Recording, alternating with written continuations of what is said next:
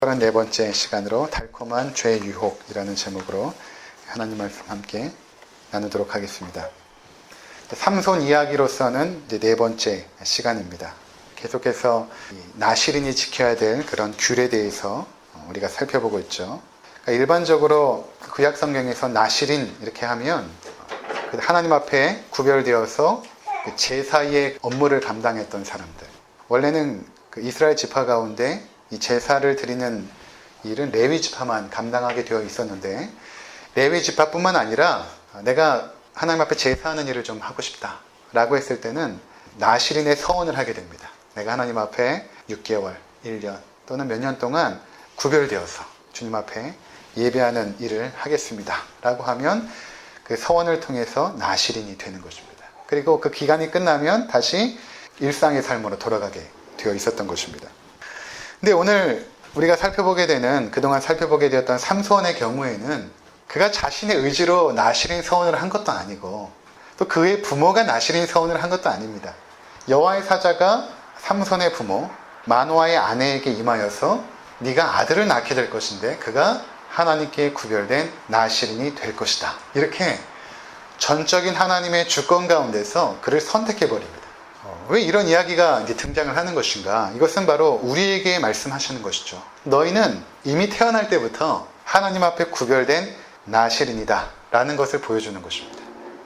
너희가 스스로 서원을 하거나 또 우연히 우발적으로 너희가 하나님 앞에 구별된 백성이 되는 것이 아니라, 너희는 이미 하나님 안에서, 그리스도 안에서 하나님의 계획 가운데 구별된 나실인이다 라는 것을 우리 가운데 보여주는 것입니다. 자, 그래서 에베소서 1장 4절과 5절을 잠깐 보고 왔으면 좋겠는데요. 에베소서 신약성경 1장 4절과 5절입니다. 곧 창세전에 그리스도 안에서 우리를 택하사 우리로 사랑 안에서 그 앞에 거룩하고 흠이 없게 하시려고 그 기쁘신 뜻대로 우리를 예정하사 예수 그리스도로 말미암아 자기의 아들들이 되게 하셨으니, 이미 우리들은 창세전에 하나님께서 온 우주 만물을 창조하기 전에 구별된 그의 백성으로 택함을 받은 것입니다. 이것을 지금 삼손의 이야기가 우리 가운데 보여주고 있다는 것입니다. 이렇게 삼손이 나실인으로 태어나서 그에게 주어진 사명이 있죠. 그것이 무엇입니까? 세상과는 구별이 되어서 거룩한 예배일을 감당하는 것입니다. 마찬가지로 우리가 이 땅에 하나님의 백성으로 살아갈 때에 세상과는 구별되어서 하나님 앞에 예배하는 삶을 살아가게 되죠. 지난 시간에 말씀드렸던 그 내용입니다.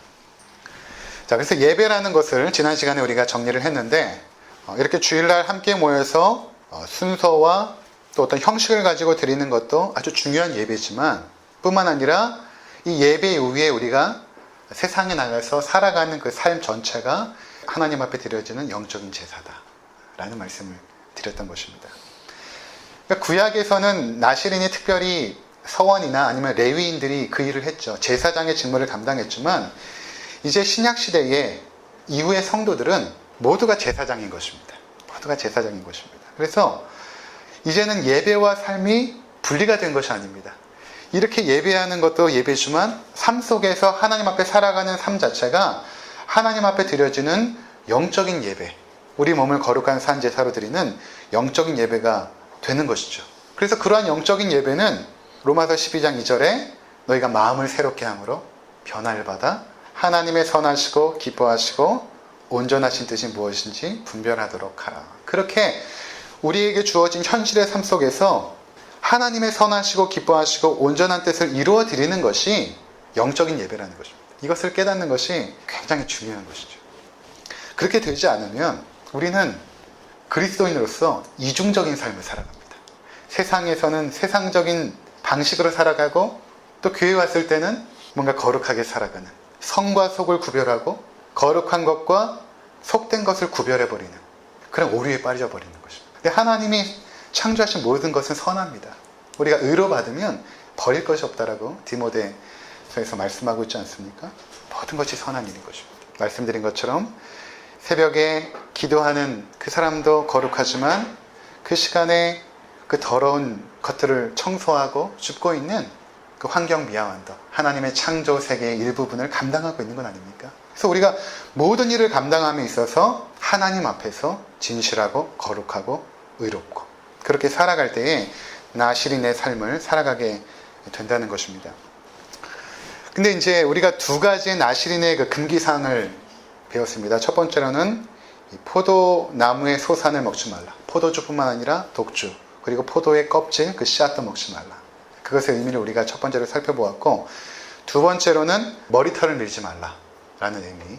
첫 번째 포도나무의 소산을 먹지 말라고 했던 것은, 포도나무의 소산을 먹는 것은 우리가 제사장의 사역을 다 마치고 나서 안식할 때 주어지는 음료라고 그랬죠. 그러니까 제사장들은 그 일을 하면서 포도주를 마실 수 없죠. 독주나 또 포도나무의 소산을 먹지 말라고 하십니다.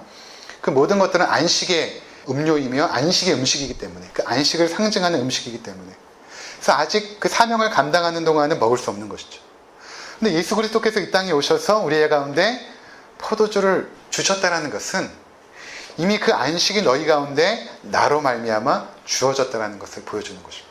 그래서 우리가 성찬을 통하여 그 포도주를 먹으며 미래에 완전하게 임할 그 안식을 우리가 기대하는 것이죠. 그 두 번째, 머리카락을 깎지 말라라는 것은, 머리카락은 생명을 상징하죠. 생명이 있는 동안 머리카락은 자라게 되어 있지 않습니까? 그리고 머리털을 밀지 않는 것은 신약시대에 내가 누구의 권위 아래 있다, 권세 아래 있다라는 것을 의미할 때에 이 머리카락, 여인의 머리카락 또는 머리에 무엇을 쓰게 했던 것처럼 우리가 하나님의 말씀의 권위 아래 있다는 것을 너희가 결코 잊지 말라.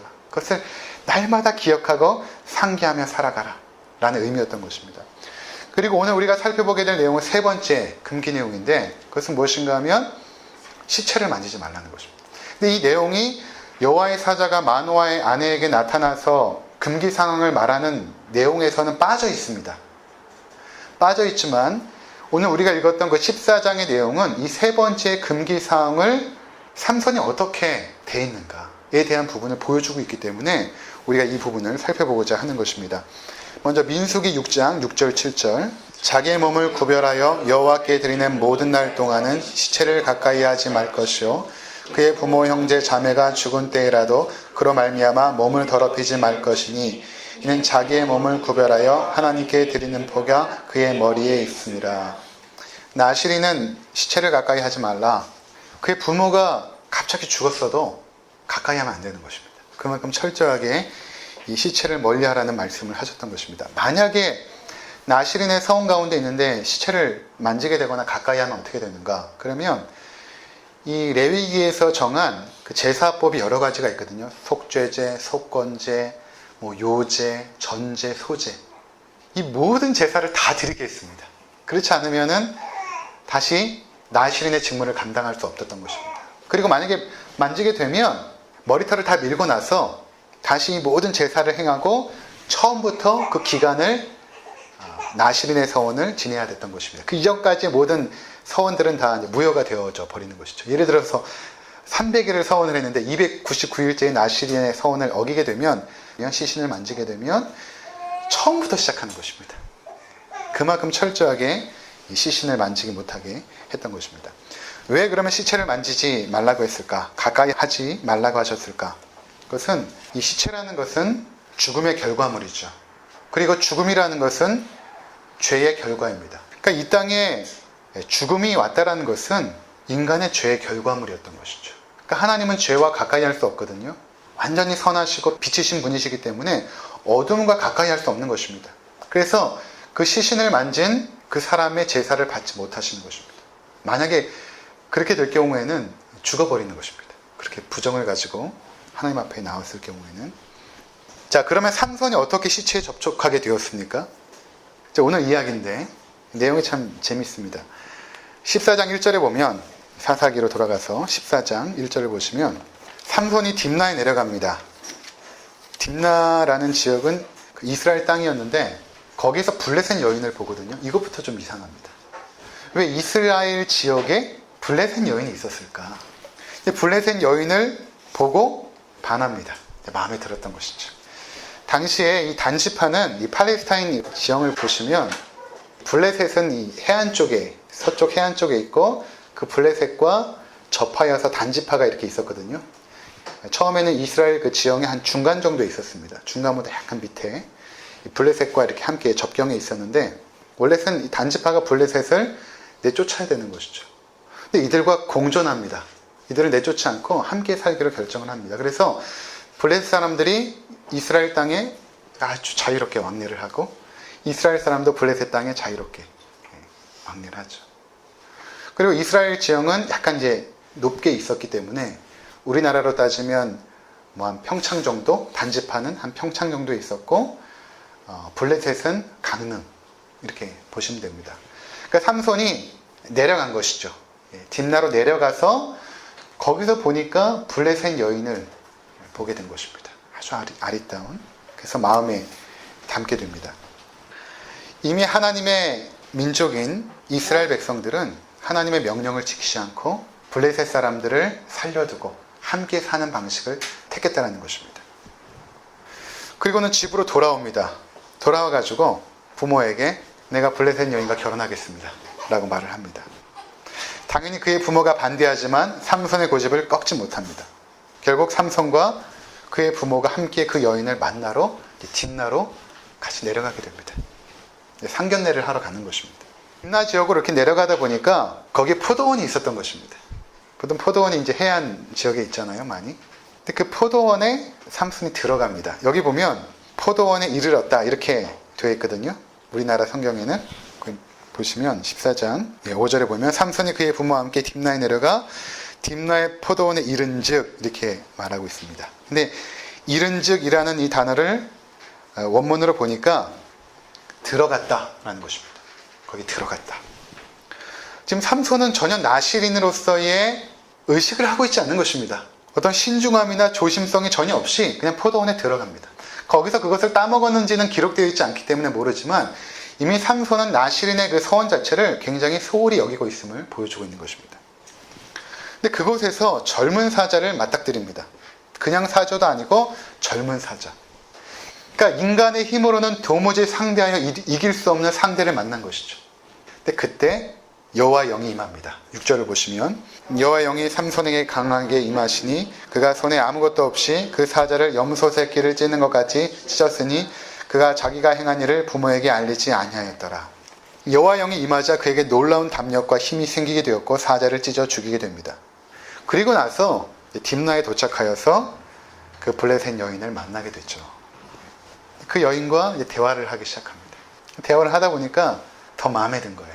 처음에는 외모에 끌렸는데 막상 대화를 해보니까 더 매력적인 것입니다. 블레셋 여인도 마찬가지로 삼손이 마음에 들었던 것 같습니다. 그래서 혼인에 대한 결정을 하게 됩니다. 우리 결혼합시다 라고 결정을 하게 된 것입니다. 이후에 다시 이제 집으로 돌아오게 되었고 그 블레셋 여인을 맞이하려고 다시 딥나 지역으로 내려갑니다. 내려가는데 그 지난번 삼손이 찢어 죽였던 그 사자가 궁금한 것입니다. 그래서 그 사자를 보러 갑니다. 자, 재미있는데 사사기 14장 8절 한번 보도록 하겠습니다. 사사기 14장 8절 얼마 후에 삼손이 그 여자를 맞이하려고 다시 가다가 돌이켜 그 사자의 주검을 본즉 사자의 몸에 벌떼와 꿀이 있는지라. 자, 여기서 그 여인을 맞이하러 가다가 돌이켰다라는 표현이 있죠. 이 돌이켰다라는 이 단어는 그 원문으로 보니까 수루라는 단어인데 이 수루라는 단어는 이 동사는 옆으로 비켜가다 또는 고개를 돌리다 벗어났다라는 의미입니다. 지금 그 성경 기자가 의도적으로 이 수루라는 단어를 여기 쓰고 있거든요. 의도적으로. 왜냐하면 먼저 이 단어가 쓰인 곳을 몇 군데를 보도록 하겠습니다. 출애굽기 32장 8절 그들이 내가 그들에게 명령한 길을 속히 떠나 자기를 위하여 송아지를 부어 만들고 그것을 예배하며 그것에게 제물을 드리며 말하기를 이스라엘아 이는 너희를 애굽 땅에서 인도하여 낸 너희 신이라 하였도다. 이스라엘 백성들이 지금 광야에 있을 때에 황금 송아지를 만들고 이 송아지가 바로 우리를 애굽에서 나오게 한 신이다 라고 하고 거기서 예배를 드리거든요. 근데 이것을 하나님께서 모세에게 말하면서 뭐라고 말하냐면 내가 그들에게 명령한 길을 속히 떠났다. 이스라엘 백성이 내가 명령한 길에서 속히 떠나버렸다 라고 했을 때 그 떠나라는 단어가 수루라는 단어입니다.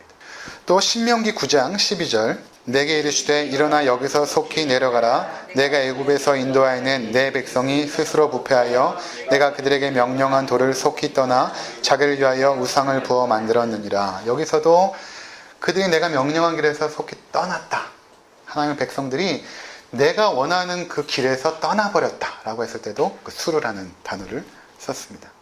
마지막으로 신명기 11장 16절 너희는 스스로 삼가라 두렵건대 마음에 미혹하여 돌이켜 다른 신들을 섬기며 그것에게 절함으로. 여기서 돌이켜, 하나님을 향했던 너희 마음들이 돌이켜서 우상을 숭배한다 라는 것입니다.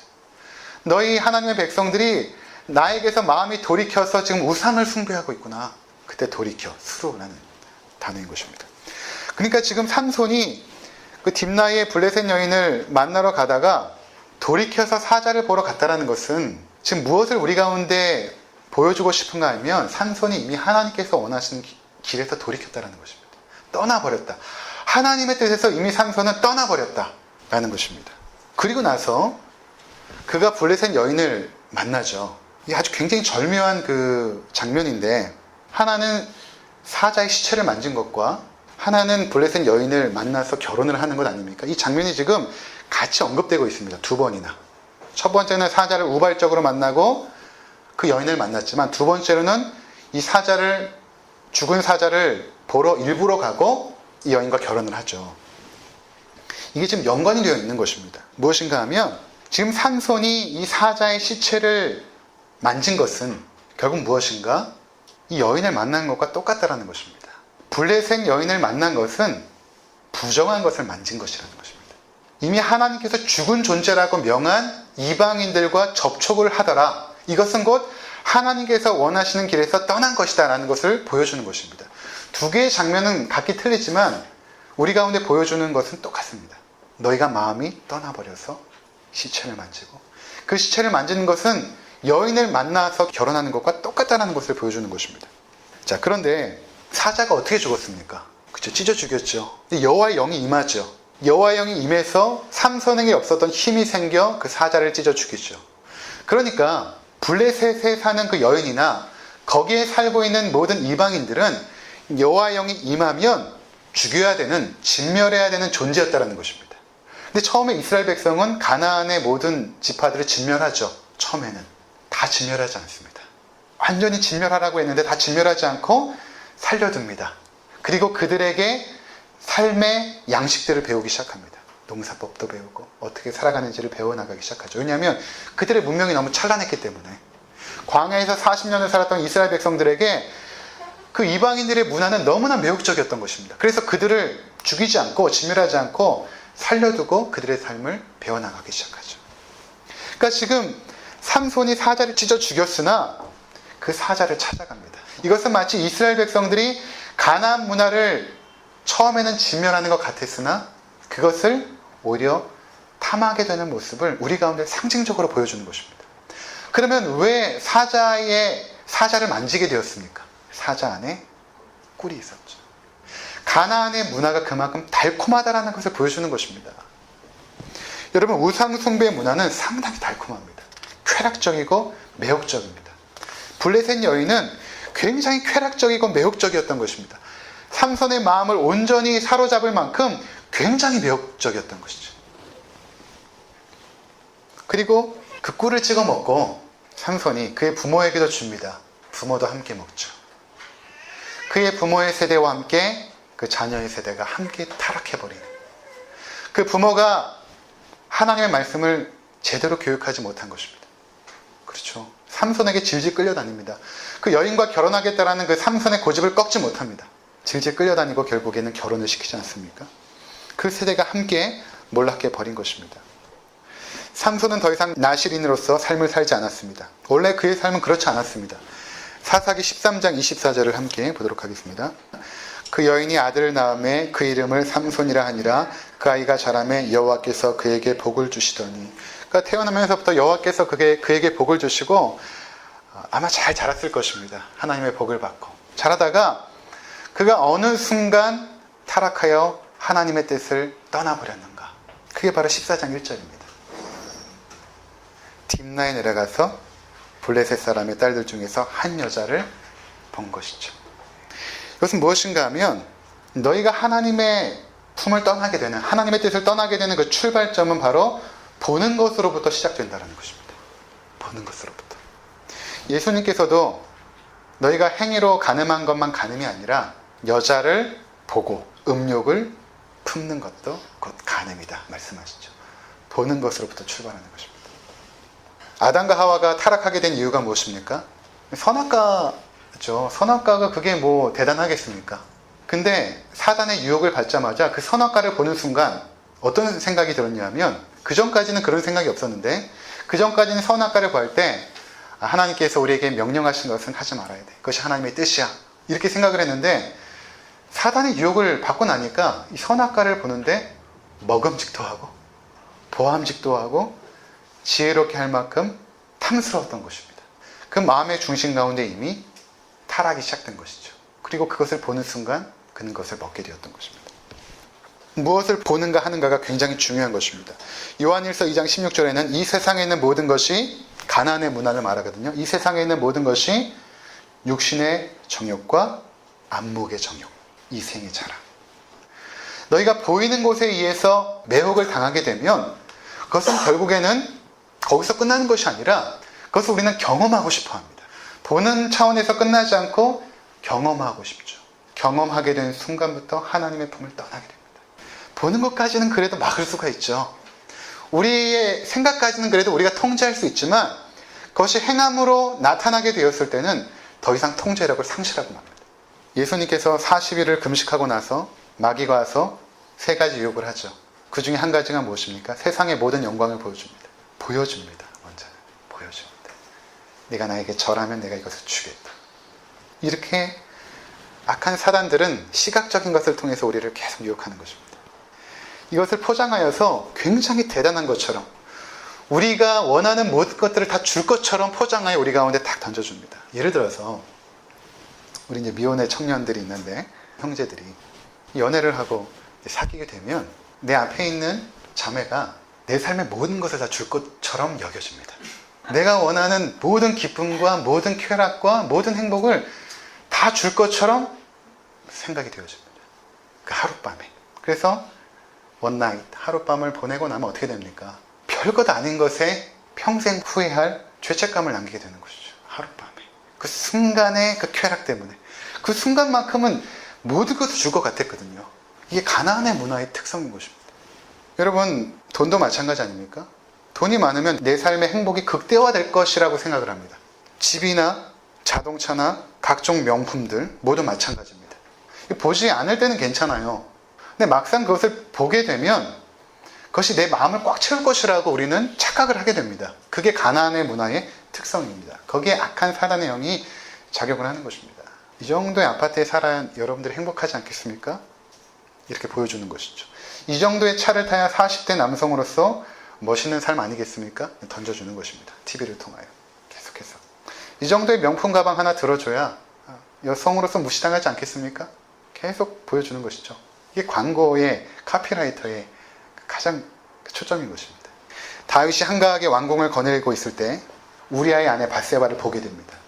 왜 전쟁에 나가지 않고 한가하게 궁궐을 거느리고 있었을까? 그것부터 잘못된 것입니다.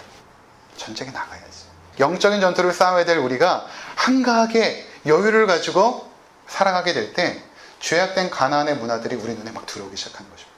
어떻게 합니까? 보고 끝나지 않고 그 여인을, 부녀자를 자신의 아내로 삼아버립니다. 전에 말씀드린 적이 있지만 본다라는 것은 한자로 3가지입니다. 첫 번째로는 볼시가 있죠. 볼시. 그냥 망막으로 들어오는 것들. 우리가 그냥 이렇게 보여지는 것들. 볼시. 어떤 의지가 있어서 보는 것이 아니라 그냥 보여지는 것들입니다. 그리고 볼견이 있습니다. 이것은 우리가 그 보여지는 것들 가운데 뭔가를 좀 주의 깊게 볼 때 볼견자를 씁니다. 의식을 가지고 주의 깊게 보는 것입니다. 볼관이 있습니다. 이 관이라는 것은 이 망막, 이 눈으로 보는 것이 아니라 마음으로 보는 것입니다. 눈을 감아도 보여지는 것이 관입니다. 이 관이 무엇입니까? 내 인생관, 내 가치관, 내 세계관. 이러한 관은 우리가 눈을 감거나 아니면 보여지지 않더라도 이 관에 의해서 우리가 어떤 것들을 분별하고 판단하고 선택을 합니다. 관에 의해서. 근데 이 관이 성경적으로 제대로 잡혀있지 않으면, 이 마음의 눈이, 이 관이 제대로 성경적으로 잡혀있지 않으면 우리는 보여지는 것에 의해서 우리의 마음이 날마다 요동칩니다. 그래서 불안정하고 일관성이 없습니다. 신앙생활을 아무리 오래 했는데도 삶이 바뀌지 않은 것은 그가 관이 바뀌지 않아서입니다. 로마서 12장 2절에 너희가 마음을 새롭게 함으로 라는 것은 너희가 관을 바꾸라는 것이거든요. 왜 그럴까요? 관이 바뀌지 않으면 왜 우리의 삶은 바뀌지 않을까요? 우리의 삶은 수많은 선택들로 이루어져 있죠. 크고 작은 선택들을 통하여 현재의 내 모습이 지금의 내 모습입니다. 여러분들이 이 자리에 나올 때 명절인데 집에서 쉬는 것보다는 그래도 하나님 앞에 나와서 예배 드리겠다라고 선택한 결과가 여기 있는 것입니다. 근데 그 모든 선택을 결정하는 것이 무엇인가 하면 관입니다. 무엇이 더 가치 있는 것인가? 내 인생에 무엇이 더 가치 있고 더 행복한 것인가? 그 관에 의해서 어떠한 판단을 하고 선택을 하게 되어 있죠. 근데 예수님을 믿었는데 여전히 관이 바뀌지 않으면 내 판단과 선택은 늘 동일한 것입니다. 그래서 삶이 바뀌지 않는 것입니다. 그렇다면 성도들에게 있어서 가장 중요한 그 관이 무엇입니까? 우리는 어떤 것을 가장 가치 있게 여깁니까? 그리스도인들은 무엇을 가장 가치 있게 여기는 것입니까? 가장 가치 있다라고 했을 때는 몇 가지 조건이 있죠. 그건 변함이 없어야 됩니다. 그리고 영원해야 됩니다. 다이아몬드가 가치 있는 것은 변함이 없기 때문이죠. 근데 여러분들이 지금까지 살아오면서 변함이 없고 영원한 것이 과연 무엇이 있었습니까? 변함이 없고 영원한 것. 과연 무엇이 있었습니까? 예수 그리스도밖에 없습니다. 여러분들이 평생을 사셔도 마지막에 고백할 수 있는 것은 예수 그리스도가 내 인생에 가장 존귀하신 분입니다. 라는 고백밖에 없습니다. 이 관이 우리 가운데, 중심 가운데 딱 생기지 않으면 우리의 삶은 다 요동치게 되어 있습니다. 사도 바울이 빌립보서 1장에 보면 그동안 자기가 유대인으로서 종교 생활을 하고 또 수많은 공부를 하면서 굉장히 좋은 가멜리알 문화에서 태어나면서 그 모든 것들이 그에게 자랑이었습니다. 세상 사람들이 부러워할 만큼 모든 스펙과 모든 학식과 모든 열심을 가졌던 그 바울이 예수 그리스도를 만난 순간부터 그 모든 것들을 배설물처럼 여겼다라고 말합니다. 쓰레기처럼 여겼다라고 말합니다. 그러니까 우리가 아무리 이것은 가치 없는 것입니다 라고 얘기하는 것이 아니라 여러분들이 예수 그리스도의 가치를 분명하게 내 중심 가운데 깨닫고 믿는 순간부터는 우리의 삶의 모습은 달라질 수밖에 없죠. 그거는 타협될 수 있는 것도 아니고 공존될 수 있는 것도 아닙니다. 우상 숭배라는 것은 우리가 하나님을 버리고 우상을 숭배하는 것이 아니라 하나님이 우리 삶의 중심에서 밀려난 것을 우상 숭배라고 말하는 것입니다. 이 개념을 여러분들이 잘 이해해야 됩니다. 우리가 돈이 중요하고 또 삶의 여러 가지 행복한 경험들도 중요하고 다 중요하겠죠. 그런데 그것이 내 삶의 중심부로 들어오면 가장 가치 있고 존귀했던 하나님의 자리가 밀려나기 시작합니다. 그게 우상숭배라는 것입니다. 그렇게 되면 내 마음의 중심을 차지하는 그것이 목적이 되어서 모든 것들을 수단화시켜버리기 때문에 하나님조차도 수단이 되어버리기 때문에 성경은 너희가 마음을 새롭게 하라는 것입니다. 너희의 관을 새롭게 해라. 그렇다면 아무리 삼손이 블레셋 여인을 봤어도 눈에 들어오지 않는 것입니다. 우리가 왜 자꾸만 세상에 보여지는 것들에 마음이 끌리냐 하면 여러분의 관이 아직도 예수 그리스도의 가치를 발견하지 못했기 때문인 것입니다. 그것을 위해서 기도하셔야 돼요.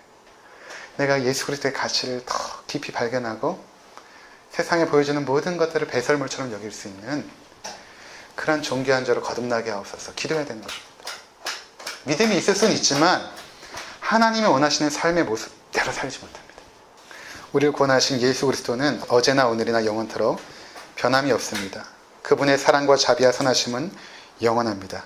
그것을 믿고 예수 그리스도를 얻는 것에 여러분이 힘을 다하시길 바랍니다. 그러면 우리의 중심 가운데 가치 있게 여겼던 모든 것들은 주변으로 사라지고 예수 그리스도만이 삶의 주인으로 서실 것입니다. 기도하시겠습니다.